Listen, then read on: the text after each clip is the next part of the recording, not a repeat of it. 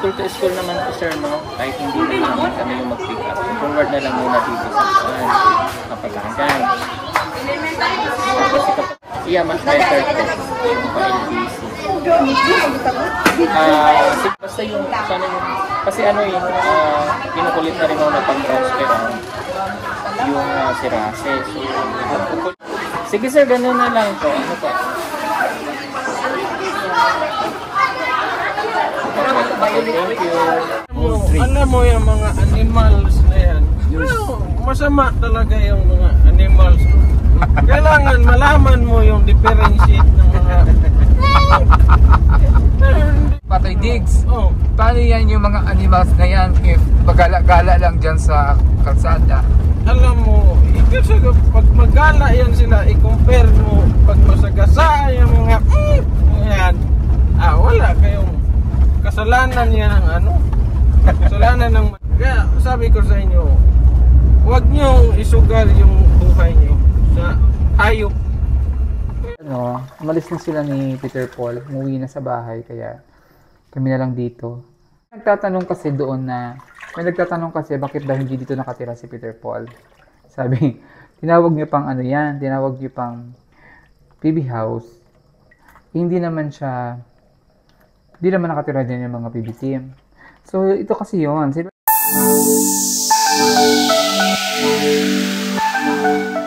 And good morning mga kalokotseros sa kabiheros. Si Madam Yula yung Madam Dami Lokotsera at ito ngayon sa Kapatagan. Kapatagan Integrated School. Kung saan dito galing si Russell. Dito siya dati nag-aral. At andito kami ngayon, ang pakay namin ay kunin yung SF10 niya sa elementary. Kasi hindi na ipasa daw ng school niya ng elementary dito sa school na sa high school, sa grade 7. So, ito yung pakay namin ngayon. Kinausap namin ngayon yung mga teacher dito. So, medyo malayo ito from Davao. It's 5 hours na biyahe.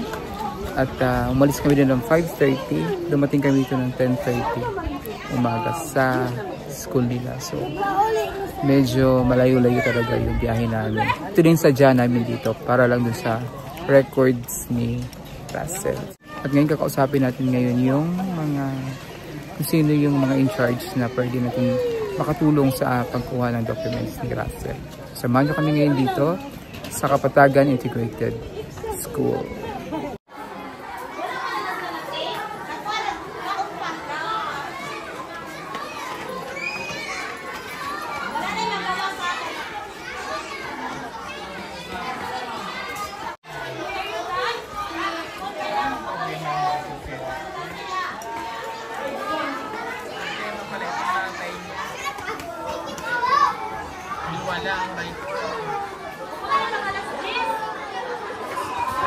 School to school naman po sir, no? Kahit hindi naman kami yung mag-pick up. Forward na lang muna dito sa Kapatagan.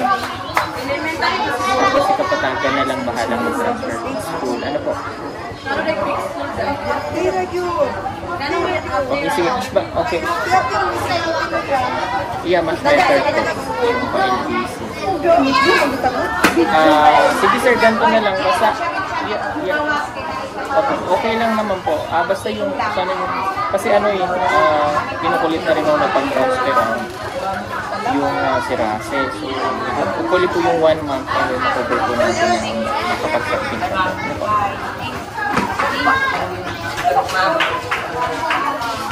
Balik mo na una ha?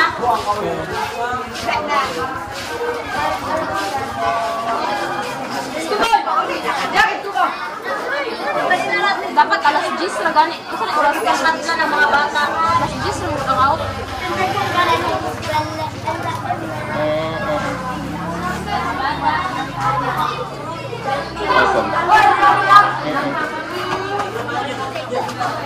Pag-school naman. Sige po. Sige sir, ganun na lang po. Ano po? Thank you. Sorry po! Sorry po! So I'm just asking, what's the difference between Pato and Bibi? Yes. Yes. Pato is Pato Tuya. Pato is bigger than Bibi. Yes, that's true. And about gansa. Yes. Yes. Gansa is from the egg producing by the mother and creating by God. That's what you call gansa. Gansa. Uy, ba't yun mo yun? Copyright. Copyright. Yes. So, Yeah, alam mo na dam. Explain ko na maayos ah. That's why I'm asking because I always hear what's bibi and it's the pato and like that. Oh, because you are rich kid, you Yes. don't know. No, I animals. also grow with the pato and the Why you don't bibi. know about animals in I just the- don't know the difference. Alam mo yung mga animals na yan. Yes. Well, masama talaga yung mga animals. Kailangan malaman mo yung differentiate ng mga... Hindi mo So paano yan, malaman. Tatay Diggs? Oh, Paano yan yung mga animals na yan if pagala-gala lang dyan sa kalsada?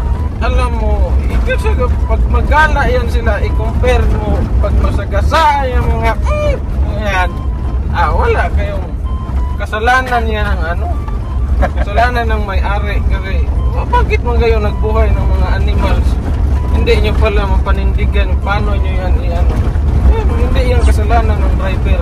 Paano yung Tatay Diggs pag yung mga animal wala nang silbi, ang gagawin? Katayin! Wala na kayong silbi sa mundo. Bulaklak, ay sige pa to. Alangan naman sa gapal. You know, I just want to clarify it, okay? When you see the animal cross the road, just Where? crossing down the road. Yes. The road is, for example, this is the road, and then you are, you know, what you Driving. call this, driving. You know, Peter Paul is driving, and then the animal, what kind of animal? Even though dogs, cat, mother, dog, cat, tree, when they cross the road, patay, wala kang magawa. Kasagasaan mo na yan. Kasi naman kayo madisgrasya. True. Kaya sabi ko sa inyo, huwag niyong isugal yung buhay niyo sa hayop. Pero, alangan naman you know, Huwag niyong subukan. huwag niyong subukan yung mga safety first ba? Safety first. Ayun naman, gamitin mo yung daming buhay yung dala mo sa sakyan tapos pagpalit mo sa hayop. You know? Tingnan nyo yun, yung mga puno na yan. Marami ang hayop dyan. Pero, stay put lang because, you know, I have a plan to them na maybe someday Tatay Diggs. I make a community so that they can what you call this gather, you know, they can gather in the one place, and then maybe, you know, I just want to make sure that they are safe and they have a lot of foods. Joseph.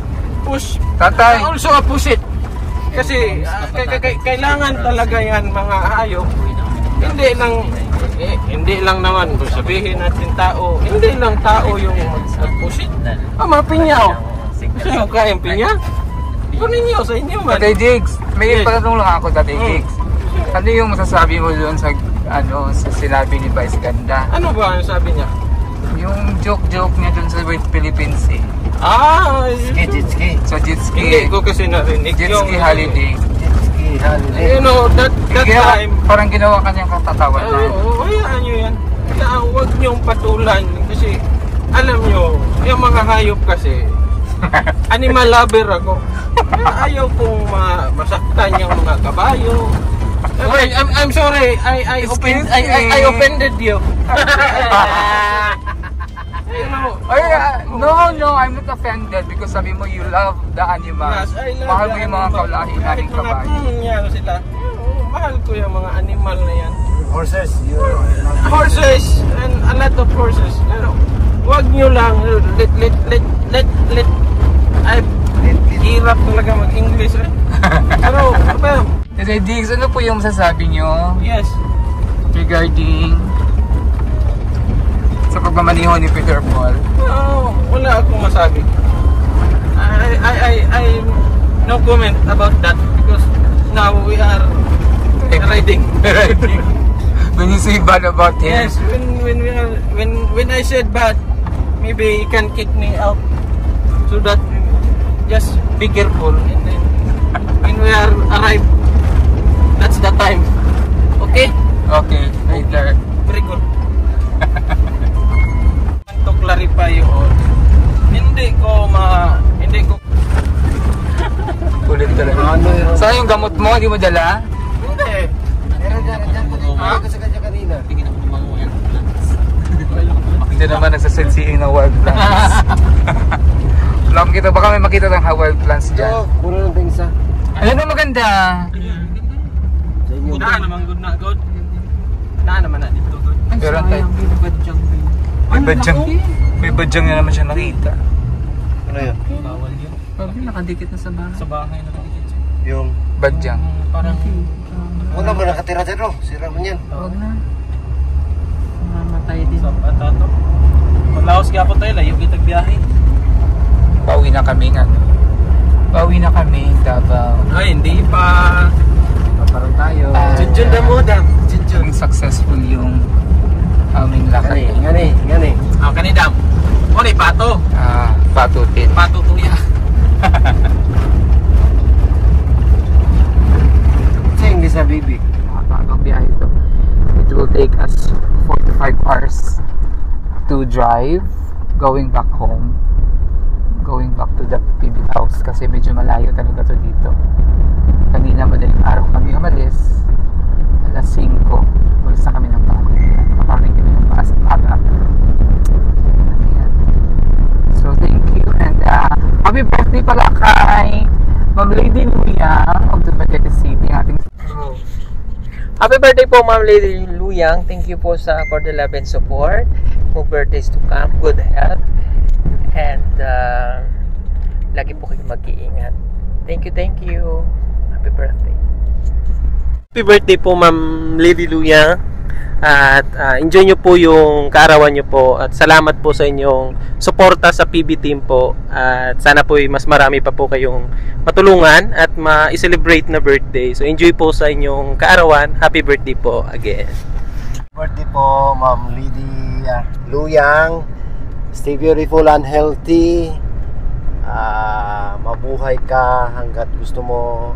Thank you sa laging pagsuporta sa buong Pugong Biyahero team, lalong-lalo na sa kay Madam Yula, Madam Yula. And we hope na makita mo kami soon. Thank you. God bless. Happy birthday Ma'am Lady Luyang! And dito kami ngayon sa bundok, nag-mission. Maraming salamat sa iyong pag-support at pagmamahal sa Pugong Biyahero team, lalo na sa pag-support sa ating mga mga scholars dyan sa Negros. Thank you so much sa iyong pagmamahal sa amin at patuloy po kayong maging inspirasyon at maging katuwang ng charity natin, no? Wish you more birthdays to come. Enjoy your day and stay beautiful and gorgeous as always. Love you! So yan mga kababayan, dito na kami sa bahay. Medyo umabot talaga kami ng 12 hours, no? Biyahe namin mula 5 a.m. hanggang 5 p.m. yung aming biyahe ngayon. So kasama na yun yung aming pag-stay doon, pag-vlog doon hanggang sa ang aming kain, stopover hanggang sa makarating kami. 12 hours kami ngayong nagtatrabaho, nagmi-mission. So, finally, we safely arrived. Nandito na kami sa bahay na safe. Thank God. And of course, sa mga aming mission na ginawa today, very successful. So, mapasa yung LBC na yon, may email yung soft copy kay Sir Paul, and then yung hard copy ay ELBC doon sa mismong bahay nila na needs na lang, no? Sabi niya needs ka na i-LBC na lang doon.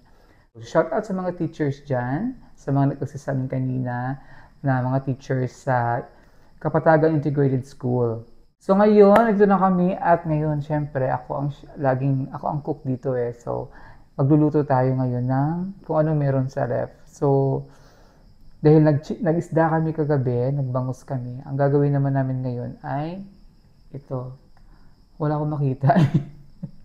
Magkakaldereta sana ako, chicken caldereta, at chicken afritada. Kaya lang, wala naman akong mga sahog na kompleto. Hindi naman kompleto yung sahog ko. So, may natira kasi kaming chicken dito. Ayan. Ito na lang yung lulutuin natin. Tapos, mayroon pa namang carrots, 2. At yung isang patatas. So, instead wala akong beans, ang gagawin ko na lang, lagyan ko na lang pechay. Para meron naman siyang green, something green. So, mag-improvise na lang tayo ng afritadang kakaiba ngayon. So, samahan niyo akong lumagluto ngayon sa ating afritadang kakaiba ni Madam Yula. So, yun natin ang lulutuin ng ating afritada. Chicken afritada. May nagtatanong kasi bakit daw hindi dito nakatira si Peter Paul. Sabi, tinawag niyo pang ano yan, tinawag niyo pang PB house. Hindi naman nakatira din yung mga PB team. So, ito kasi yun. Si Peter Paul ay may sarili-sariling pamilya. At ang bahay lang naman ni Peter Paul dito na kinarkilahan, meron siyang bahay na nirentahan dito. Subdivision. Diyan lang, malapit lang din dito. So, may pamilya din sarili si Peter Paul. Hindi naman kagaya namin ni Paul dito na wala kaming family dito sa Davao. So, kami nagstay dito. Kaya nagstay kami sa condo noon. Tapos ngayon, dito na sa PB house. Kasi, wala naman kaming family dito sa Davao. Si Peter Paul, si Ralph, pero yun may kanya-kanya silang pamilya. So, di na pwedeng dito, iwanan nila yung pamilya nila doon. No? So, I hope you understand. Kasi sabi para kasi, ba't tinawag niyo pa yung PB house yan? Hindi naman niya nakatira ang mga PB house. No? May yun, may dahilan sila kaya dito nakatira. Kasi mayroon silang pamilya na inuuwian. Pero they can stay here anytime. So, syempre, kailangan ng mantika ay non-cholesterol para safe, no? Iba rin yung non-cholesterol kasi mahirap na mataas sa mga BP dyan. Kailangan gumamit kayo ng mga mantikang non-cholesterol.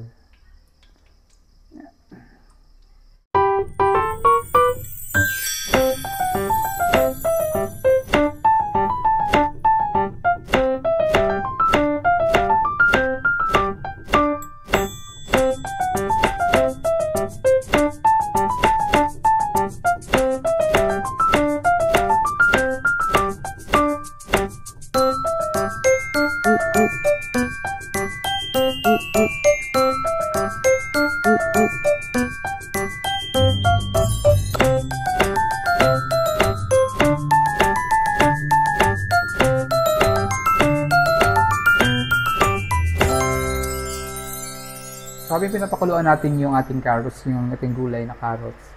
At yung green peas ay gusto ko lang mag-shout out. Gusto ko lang mag-greet and happy birthday kay Ma'am Lady Luyang of Dumaguete City, ang ating sponsor dyan sa Negros. Isa yan sa ating napakabit na sponsor na tumutulong sa ating mga scholars dyan sa Negros. At sa ating mga pag-gift giving sa Christmas, namimigay siya ng gamot sa mga bata. Thank you for your love and support for the PB team. Ayan. And of course, also, gusto ko lang din i-shout out ang ating, nagpa-shout out dito sa ating mga comment. Shout out kay Mami Pahe, taga Inalad Shaton, Negros Oriental. Shout out sa buong PB team.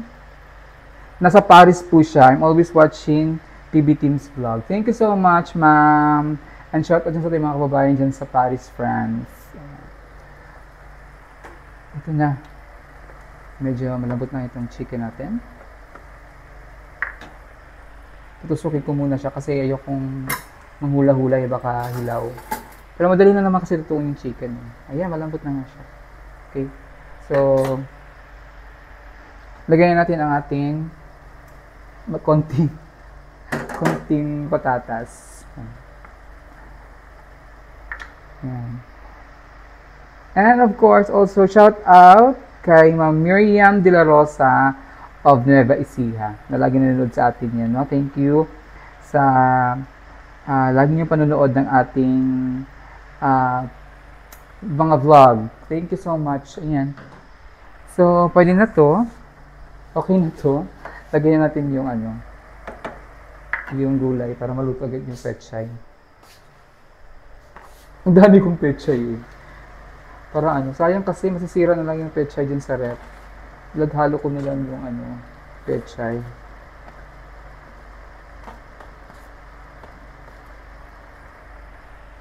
Kasi kung iglalagay ko yung pechay pag meron ng sauce, hindi na siya masyadong maluluto.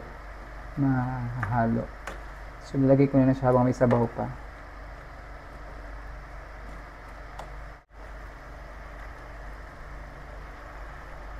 Ang sauce.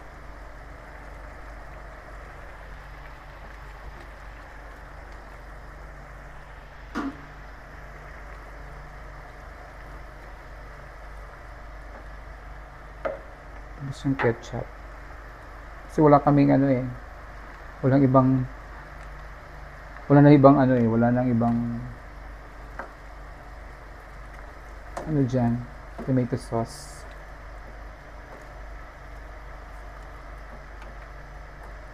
O, tingnan nyo para makita nyo. Tcharam! O, yung ating afritada. Diba? Afritadang may pechay. Chicken afritadang may pechay. Tikman natin kung anong lasa. Okay pala siya. Lumalasa yung pechay. Lumalasa yung pechay at yung green peas. So, yun ang ating afritadang improvise na may pechay. Chicken afritadang improvise. Wala, beans dapat, Baguio beans. So, wala yun. Yun lang natin.